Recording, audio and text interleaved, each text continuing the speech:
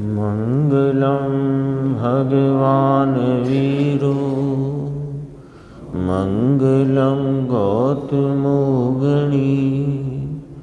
मंगलम कुंद कुंदार्यो जैन धर्मोस्तु मंगलम सर्वमंगल मांगल्यम सर्वकल्याणकारकं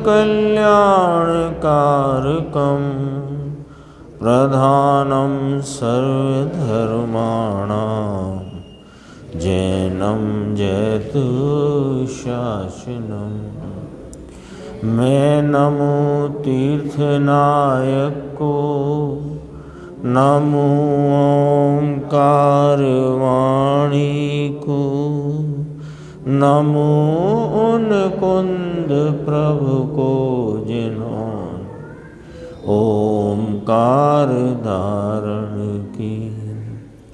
अहो उपकार जिनवर का, कुंद का दिव्य वाणी का, जिन कुंद ध्वनि दाता उन कहान स्वामी का।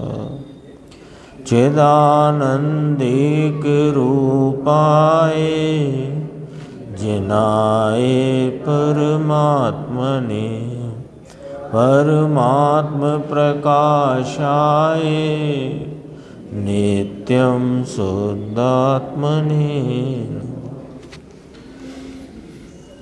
आचार्य योगेंद्र देव कृत परमात्म प्रकाश नाम का ग्रंथ है और इसके प्रथम महाधिकार की 117 नंबर की गाथा, जिस पे कल हमने गुरुदेव श्री का व्याख्यान सुना, आज भी सुना, और आज 118 गाथा की भी चर्चा पूज्य गुरुदेव श्री के व्याख्यान में आई है। सुख के संदर्भ से यहाँ पर आचार्य योगेंद्र देव चर्चा करते हैं और कहते हैं कि यह जो वीतरागी परमानंद सुख है, यह वीतरागी मुनियों को ही है, अन्य किसी को नहीं। ये बात यहाँ पर कल भी चली थी, आज भी 532 पेज है नीचे। वीतराग परमानंद सहित महामुनि जो सुख पाता है, मिथ्यात्व राग द्वेष और बाह्य परिग्रह रहित धर्मात्मा अंतर में जो सुख पाता है, उस सुख को इंद्रादि भी नहीं प्राप्त करते।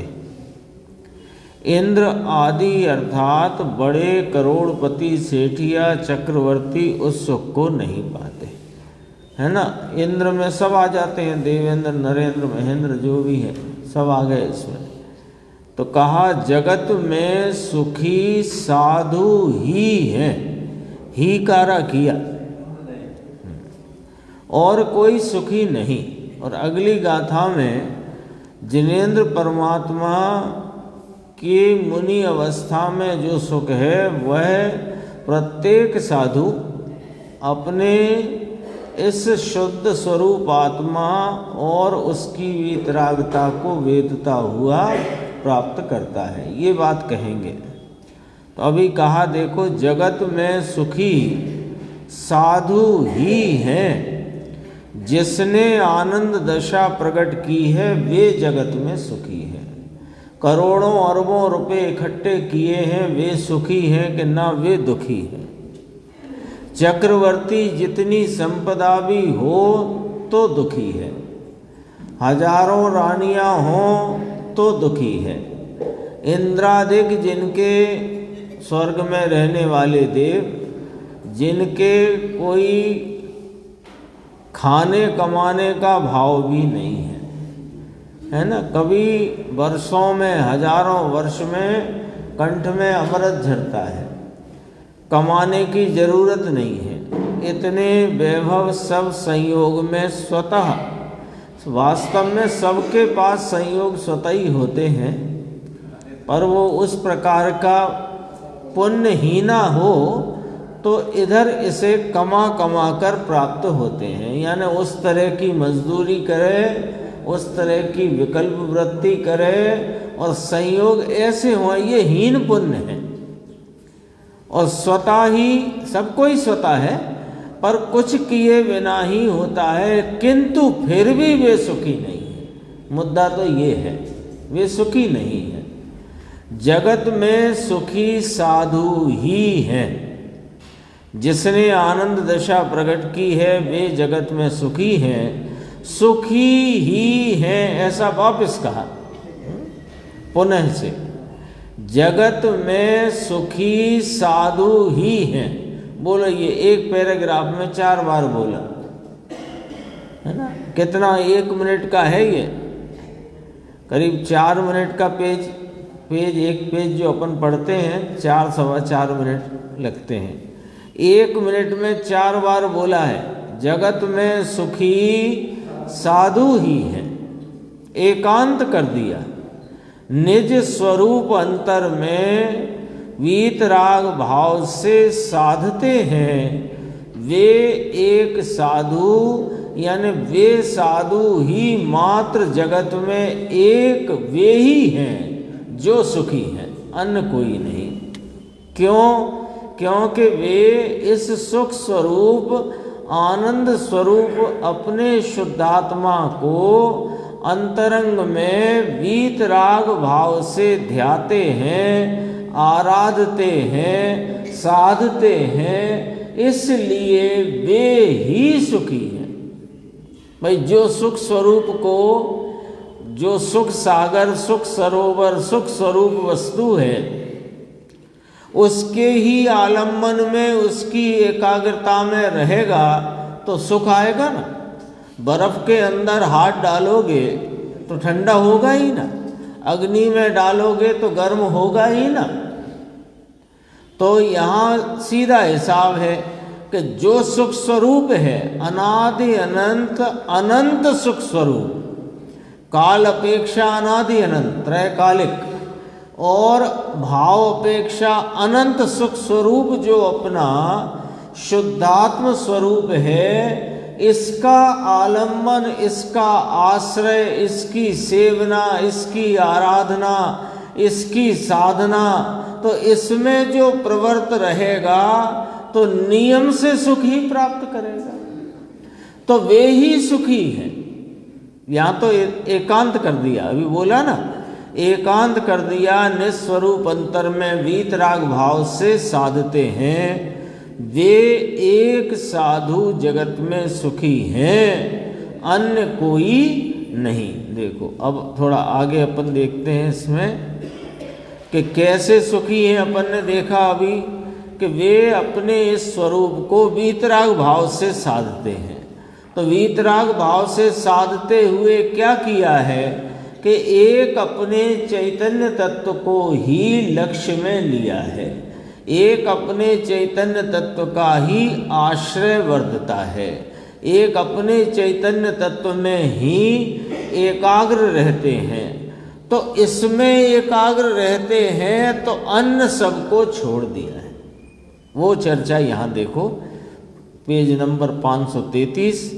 तथा सब विषयों का संबंध जिन्होंने छोड़ दिया है, सब विषयों का संबंध जिन्होंने छोड़ दिया है, पर सन्मुख के ध्येय का सब विषय छोड़ दिया है। कि भगवान की वाणी और भगवान की तरफ का लक्ष्य भी जिसने छोड़ दिया है, सब विषय आ गए ना, पर सन्मुखता के सब ही विषयों का ध्येय माने अपनी ध्यान दशा में उनको वे विषय नहीं करते, छोड़ दिया है। तो क्या क्या छोड़ दिया है? भगवान की वाणी, भगवान की तरफ का लक्ष्य, वह सब छोड़ दिया है। वह भी विषय है। जिनेंद्र परमात्मा, उनकी वाणी, उनका रूप, उनका उपदेश, ये भी विषय है, क्योंकि वो उस पर भी लक्ष्य जाने से राग और आकुलता ही उत्पन्न होती है। वो भी अपने शुद्धात्म तत्व जो एक अपना ध्येय रूपता का, दृष्टि का विषयभूत अपना चैतन्य आत्मा है।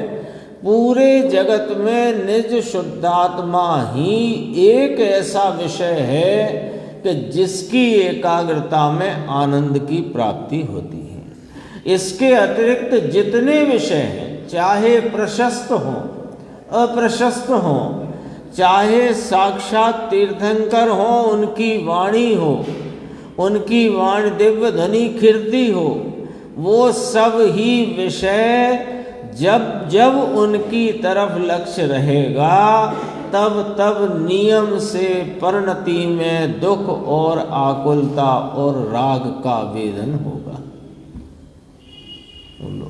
गुरुदेव कहते हैं जगत को कठिन पड़े ये बात स्वीकार करना कठिन पड़ता है। क्यों कठिन पड़ता है? अरे साहब, भगवान की वाणी ही दुखरूप। तो कहा हाँ, भगवान की वाणी का लक्ष्य करके वर्तते हुए उपयोग में नियम से वहाँ पर दुख की उत्पत्ति है और उपयोग में दुख का वेदन है। वो वाणी में सुख का मार्ग बताते हैं, तो जो सुख का मार्ग बताते हैं, जो सुख के लिए विषय बताते हैं, उस विषय का आलम्बन करोगे तो सुख होगा। वाणी का आलम्बन, उपदेश का आलम्बन, ये तो दुख रूप ही है। तो अब ये बात कठिन पड़ती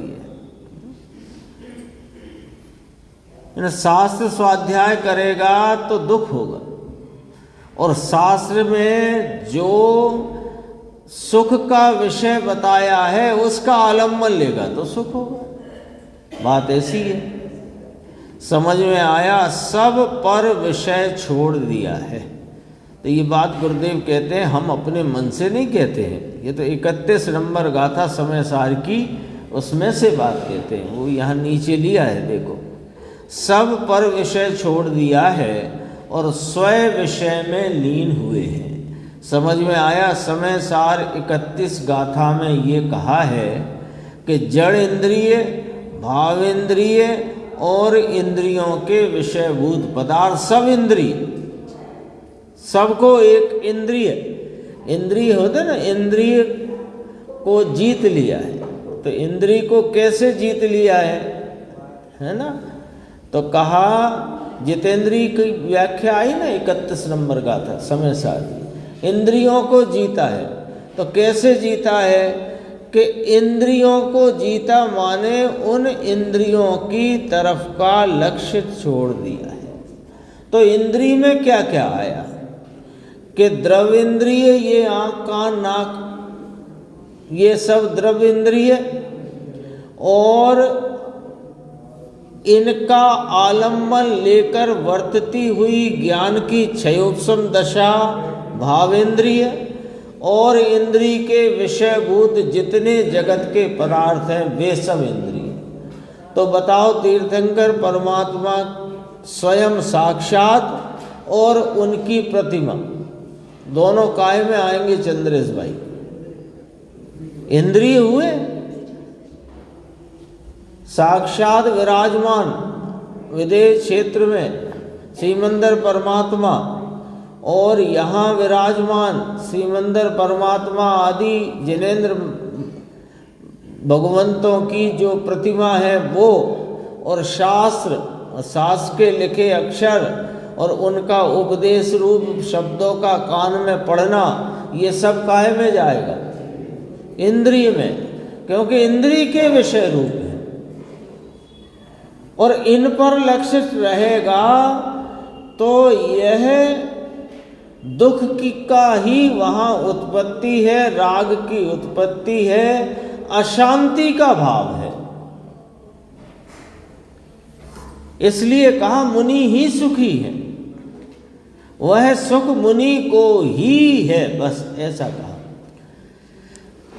जड़ इंद्रियां तो द्रव्येंद्रिय हुई ना, द्रव्येंद्रिय, भावेंद्रिय और एक एक इंद्रियों के विषय वह, और जगत की सभी चीजें, स्त्री, कुटुंब, परिवार, देव, गुरु, शास्त्र, समवशरण, दिव्य ध्वनि, वाणी, इन सब को इंद्रिय कहा गया है। तीनों इंद्रियों को जीत ले, यानी उनके ऊपर से लक्ष्य छोड़ दे, ऐसा कहते हैं। जीत ले का अर्थ ये है कि उनके ऊपर से लक्ष्य छोड़कर उधर जो लक्ष्य जाने रूप अपनी हार होती है, उस पर से लक्ष्य छूटने से और जो लक्ष्य में लेने लायक अपना चैतन्य है, उसके लक्ष्य में वर्तन करने से इंद्रियों को जीता कहा जाता है। क्यों? क्योंकि ये स्वयं को छोड़कर जो वास्तव में लीन होने जैसा विषय है, उसे छोड़कर जो उपयोग इंद्रियों की तरफ, यानी इंद्रिय द्रव्य इंद्रिय के अवलंबन से भावेंद्रिय के परिणमन में इंद्रियों के विषयभूत पदार्थों को जानने में लगता है, वह हमारी हार है। तो जीतना माने यही हुआ। जीतना ये नहीं है कि इंद्रियां काट कूट के फेंक दी। जैसे सूरदास की बात आई थी ना, आंख में सूर डाल दिया, आंखें फोड़ ली अपनी। इंद्रियों को जीतना है ये तो इसलिए ये जो व्यापक है ना अर्थ, एक इंद्रिय शब्द से जो अर्थ की व्यापकता आचार्य कुंद कुंद भगवान ने, अमृतचंद्र आचार्य भगवान ने कही, उसको समझो कि उसमें क्या इंद्रिय शब्द से क्या, नहीं तो वो सूरदास हो गए। सूरदास को लगा कि मैं इन नेत्रों से जो सुंदर स्त्रियों के रूप आदि को देखता हूं तो मेरी परिणति में विकार उत्पन्न होता है, तो क्या करोगे? आंखें ही फोड़ दो तो विकार नहीं होगा। तो उन्होंने क्या किया कि इंद्रिय के अर्थ का व्यापक भाव नहीं समझा। व्यापकता क्या है कि अपनी ज्ञान उपयोग की वह खंड खंड दशा जो द्रव्येंद्रिय का अवलंबन लेकर इंद्रिय के विषयों में प्रवृत्त होती है, ये सब मिलाकर के इंद्रिय है। अपनी ज्ञान की प्रवर्तित खंड खंड रूप क्षयोपशम दशा का भाव जो द्रव्य इंद्रियों का अवलंबन लेकर इंद्रिय के विषयों में जुड़ता है, वो सब इंद्रिय है। तो तीन हो गए ना, द्रव्य इंद्रिय जो ये दिखती हैं जड़ इंद्रियां, और इनका अवलंबन लेती हुई ज्ञान की वह खंड खंड पर्याय भाव इंद्रिय और इंद्रिय के विषय, ये तीन हुए, तब इंद्रिय का अर्थ व्यापकता से ये हुआ। अब इन तीनों को छोड़े तो इंद्रियों को जीता कहलाए। अब इन तीनों को कैसे छोड़े? उसका कोई उपाय कि हाँ, जो अब इंद्रिय, ये सब इंद्रिय में गए, तो इंद्रिय को जीतने का और इंद्रियों के विषयों को लक्ष्य में से छोड़ने का उपाय कोई है कि हाँ, अतीन्द्रिय विषय करो। ये इंद्रिय विषय है, पर ज्ञान तो ज्ञान स्वरूप है, वो तो प्रवर्ते गई, वो तो उपयोग दशा उसकी तो निरंतर जानने रूप परिणमेगी ही, तो वो तो परिणम रही है। लेकिन उस वर्तती हुई ज्ञान अवस्था में तुम जो द्रव्येंद्रियों का आलम्बन लेकर इंद्रिय के विषयभूत पदार्थों में उपयोग को रमाते हो, तो ये तुम हार जाते हो।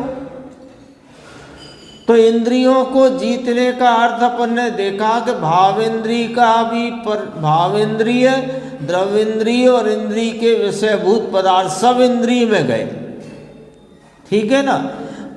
तो इंद्रिय के विषय वे पर हैं, द्रव्येंद्रियां पर हैं, और इनको विषय करता अपना ज्ञान है, अपना है वो ज्ञान। तो उस ज्ञान को इंद्रियों के अवलंबन को छोड़कर और इंद्रिय के विषयों को छोड़कर अतीन्द्रिय विषय में लगाओ। तो अतीन्द्रिय विषय में लगने से वो इंद्रियों को जीतना और वहाँ पर इंद्रियों के लक्ष्य में होने वाले दुख अशांति से छूटना कहलाएगा। तो अतीन्द्रिय विषय कौन है इस पूरे जगत में? एक अपना निःशब्दात्मा भगवान है। वे जो अतीन्द्रिय सुख में आखंड डूबे हैं, वे मेरे लिए इंद्रिय का विषय है। वे उनके अतीन्द्रिय आनंद में आखंड डूबे हुए हैं, है ना। वे अपने आनंद को निरंतर भोग रहे हैं, लेकिन मेरे लिए वे इंद्रिय के विषय। तो अभी देखो लिस्ट पढ़ी थी अपन ने, दोबारा पढ़ते हैं। भावेंद्रिय, भावेंद्रिय समझ गए ना अंकुर भाई? भावेंद्रिय माने क्या? ज्ञान की क्षयोपम रूप खंड खंड वह दशा जो इंद्रिय का अवलंबन लेकर के इंद्रियों के विषयों को जानने में लगी है, वो भावेंद्रिय। वो भी इंद्रिय। और द्रव्येंद्रिय, ये चक्षु कर्ण और घ्राण आदि, ये भी इंद्रिय। और इनके विषयभूत जितने पदार्थ, ये सब इंद्रिय। तो कौन कौन है कि स्त्री, कुटुंब, परिवार, देव, गुरु, शास्त्र, समवशरण, दिव्य ध्वनि, जिनेन्द्र परमात्मा की वाणी, उपदेश, शास्त्र, ये सब कौन? कि ये इंद्रिय कहा गया है। तो इनका लक्ष्य छोड़ो। क्यों छोड़ो? कि जिन्होंने छोड़ा है ऐसे मुनिराज ही इस जगत में सुखी है। वे कैसे सुखी हैं? कि उन्होंने इनका लक्ष्य छोड़ा है। देखो 31 गाथा में आया है, जड़ेंद्रिय भावेंद्रिय अर्थात एक एक विषय को देखने वाला खंड खंड ज्ञान बताता है ना, वो एक एक विषय। और जो सभी पर चीजें हैं उन्हें इंद्रिय कहा जाता है। जो इंद्रिय जनिता गाथा है वो 31 नंबर है ना। उन तीनों को जीत कर जो स्वभाव को भिन्न करके, यानी स्वभाव को उनसे भिन्न जानकर अपने अंतरंग में रमता है, उन्हें जितेंद्रिय साधु कहा जाता है। और जगत में वे ही सुखी, वे ही सुखी। एकांत किया है ना। पूरी गाथा का भाव यहाँ लिखा है, देखो। जे इंद्रिय जनिता राण सहाव आदियम मुणिद आदम, है ना। ये जितेंद्रिय मुनिराज, ये जितेंद्रिय साधु हैं।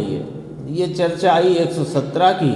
अब 118 अपन प्रारंभ करते हैं, पेज नंबर 536। इसी विषय की बात है। देखो, अपादंसणि जिणवर हम जम सोई अनंतु तम सुह लहई विराउ जियु जानंतो सियु संतु।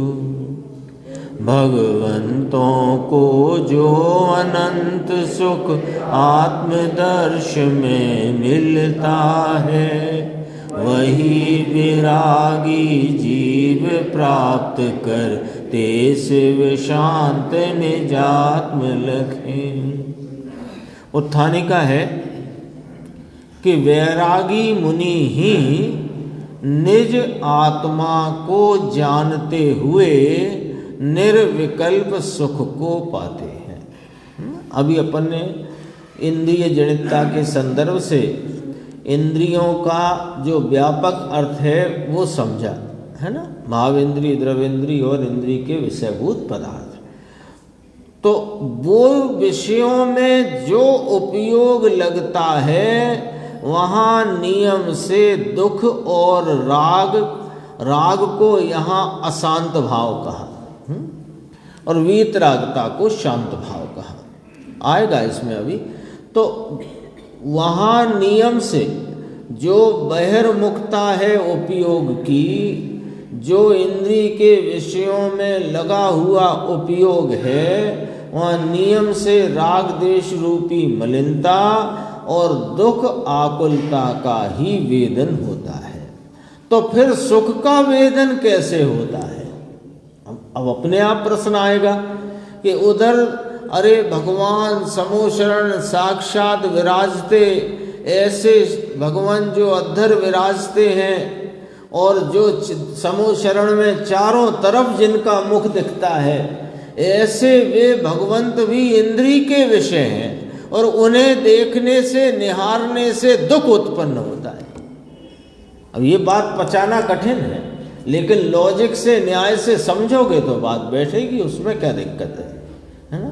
भले बात अटपटी लगे, सुनने में घबराहट लगे, तो घबराहट क्यों लगेगी कि वस्तु स्थिति का पता नहीं होगा तो लगेगी, और वस्तु स्थिति की जानकारी होगी तो नहीं लगेगी।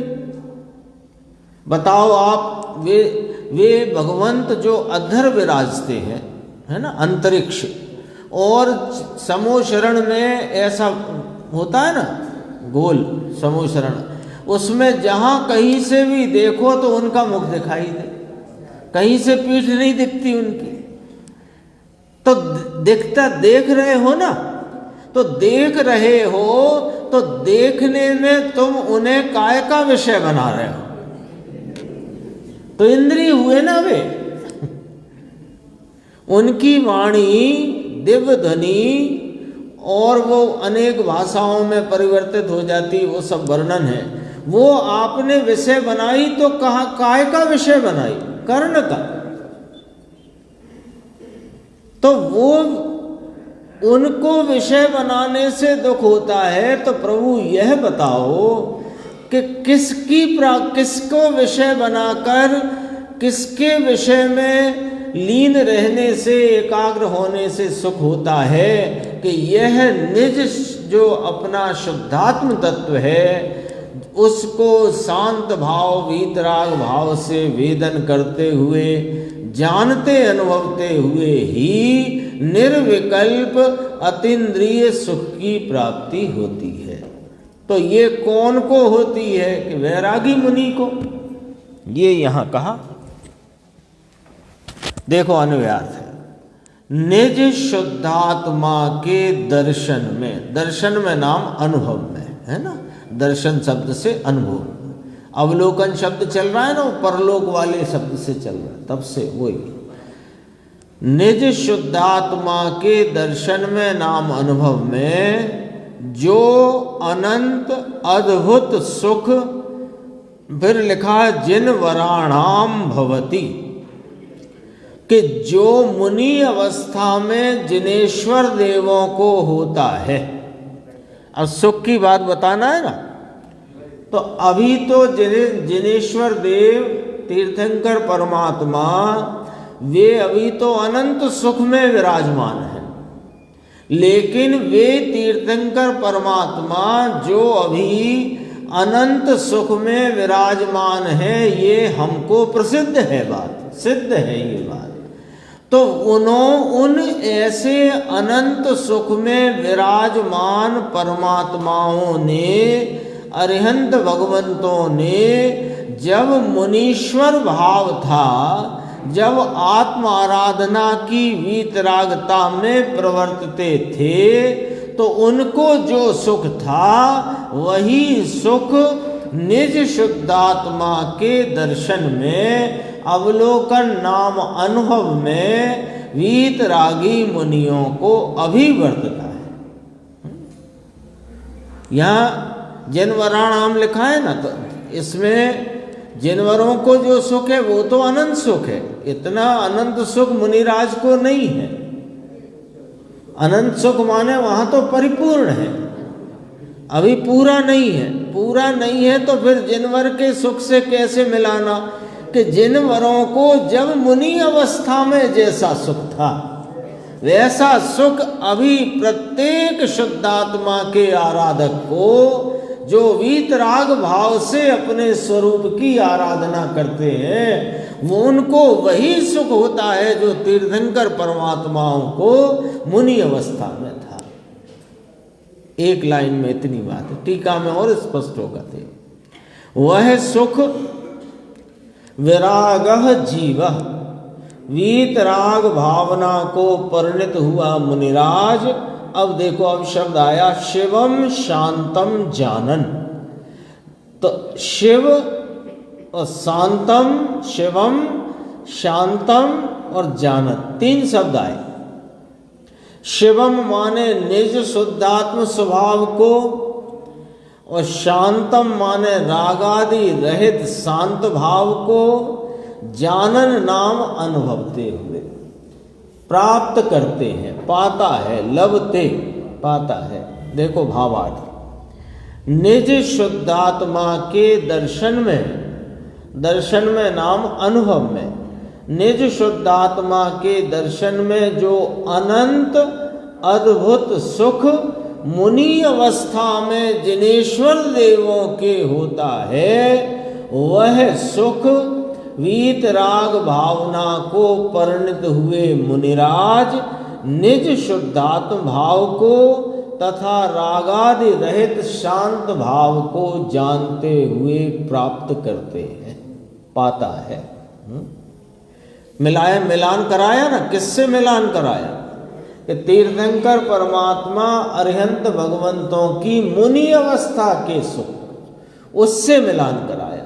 तो उनको भी मुनि अवस्था में वही सुख है, यही सुख मुनियों को है, तो आपने उनकी उपमा क्यों दी? आप सीधे ही बोलते कि अपने शुद्धात्म स्वरूप आत्मा को वीतराग भाव से, एकाग्रता से, वीतरागता से अनुभव करने पर जो सुख है वो ही सुख है। यहाँ पर आपने उपमा दी जिनवराणाम, जिनवर परमात्मा की, अरिहंत भगवान की, और उनकी भी मुनि अवस्था की उपमा दी। तो मुनि अवस्था तो इनकी भी है, तो उपमा क्यों दी? विचार करते हैं अपन। बात ख्याल में आई? देखो दोबारा पढ़ो तो ख्याल में आएगा। निज शुद्धात्मा के दर्शन में, दर्शन नाम अनुभव में जो अनंत अद्भुत सुख मुनि अवस्था में जिनेश्वर देवों के होता है, वह सुख वीतराग भावना को परिणत हुए मुनिराज निज शुद्धात्म भाव को तथा रागादि रहित शांत भाव को जानता हुआ पाता है। अब जरा उपमा वाली बात हटा दें अपन। अब यहाँ से देखो कि जो मुनिराज हैं वे वीतराग भावना से परिणित हैं और अपने शुद्धात्म स्वभाव को, रागादि रहित शांत भाव को